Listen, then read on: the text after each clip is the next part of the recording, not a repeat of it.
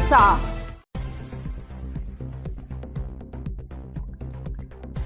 दिंडोरी तालुक्यातून एक भीषण अपघाताची बातमी समोर येते।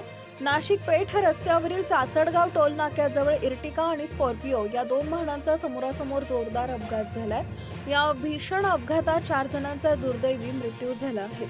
प्राथमिक माहितीनुसार मृतांपैकी 3 जण गुजरात राज्यातील रहिवासी असल्याचं समजतंय, तर एका मृत व्यक्तीची ओळख अद्याप पटलेली नाहीये। अपघातातील इर्टिका गाडी गुजरातकडून नाशिकच्या दिशेने येत होती, तर स्कॉर्पिओ ही नाशिकवरून पेठकडे जात होती। अपघात इतका भीषण होता की दोन्ही वाहनांचा चक्काचूर झाला। घटनेची माहिती मिळताच पोलीस प्रशासन व स्थानिक ग्रामस्थ तात्काळ घटनास्थळी दाखल होत मदतकार्य केलं आहे।